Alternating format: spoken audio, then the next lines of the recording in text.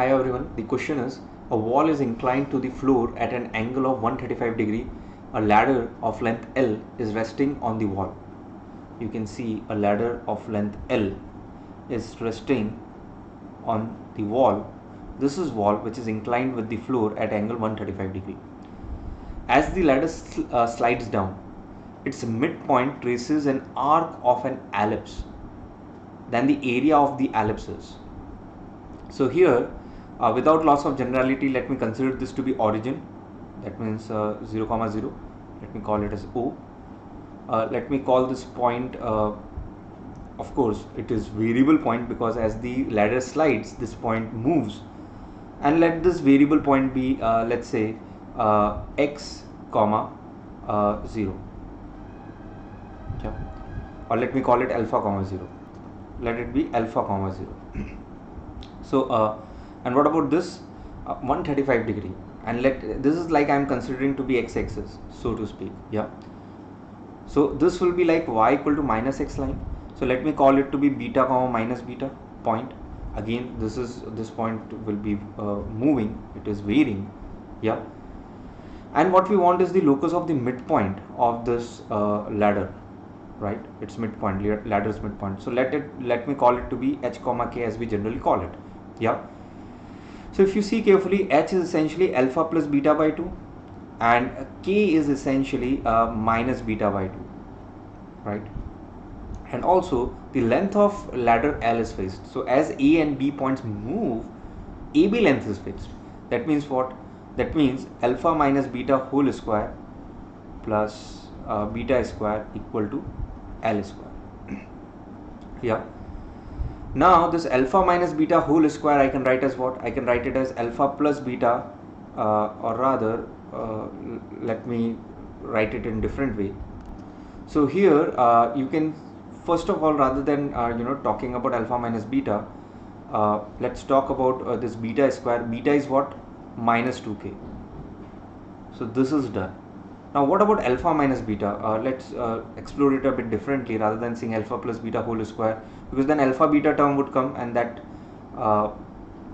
that may be not so straightforward to handle. So what we can do is we can say, okay, hey, alpha plus beta is 2h and you have beta as minus 2k, right? And what I want is alpha minus beta. Yeah. So what I can do is I can say alpha plus beta minus 2 beta is what is alpha minus beta. So rather than seeing alpha minus beta whole square as alpha plus beta whole square minus 4 alpha beta, so to speak, let's see it this way. Yeah. So here it becomes what? 2h minus 2 beta would be what? Minus 4k. Yeah. So it essentially becomes what? 2h plus 4k. So square would give you 4 times h plus 2k whole square. Makes sense? Equal to L square. So what you get is essentially the locus is, now we have got the locus in fact, right? So it is essentially what? You can take 4, you can cross multiply 4 as such. So you get what? H plus, or you may not cross multiply, it depends on you. Let me cross multiply. So you get what? You get essentially L square by 4. Yeah. So the locus essentially turns out to be what? The locus essentially turns out to be, let me write it down here, x square plus 4xy, I'm writing h to be x and k to be y, makes sense, plus 5k square equal to L square by 4. Yeah, this is an ellipse whose area is what we want, right?